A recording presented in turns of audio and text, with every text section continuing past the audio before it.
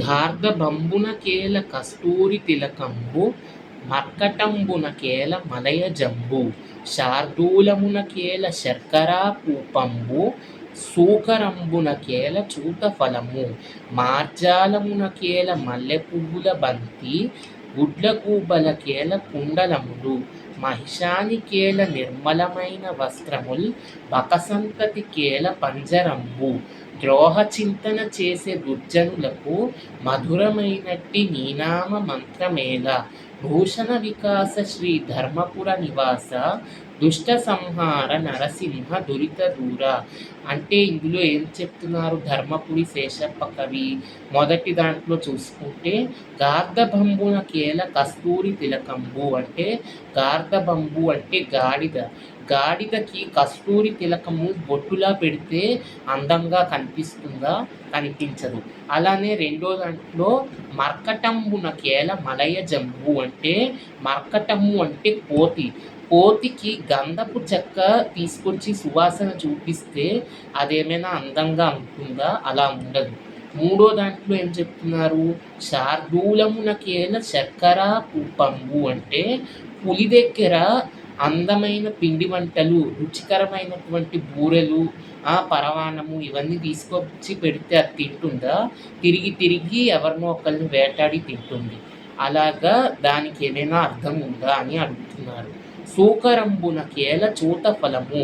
చూతఫలము అంటే మామిడి పండు. సంస్కృతంలో మామిడి పండుని చూతఫలము అంటారు. పందికి మామిడి పండు పెడితే ఏదైనా అర్థం ఉంటుందా?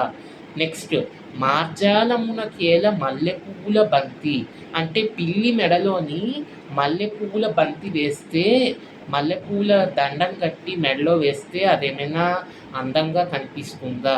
నెక్స్ట్ గుడ్లగూబల కేల కుండలములు అంటే గుడ్లగూబకి మనం అలంకరించుకున్న వస్తువులు ఏమైనా వేస్తే అది అందంగా కనిపిస్తుందా?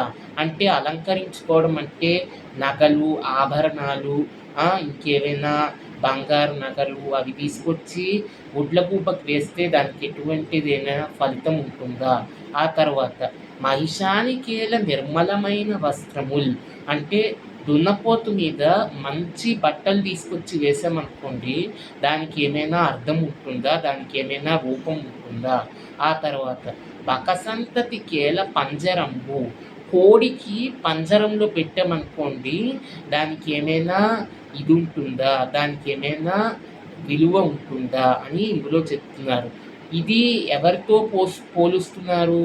ద్రోహ చింతన చేసే దుర్జనులకు మధురమైనట్టి నీనామ మంత్రమేల అంటే తప్పుడు పనులు చేసే దుర్జనులకు మధురమైనట్టి నీనామము. ఇక్కడ నీనామము అంటే ఎవరిది?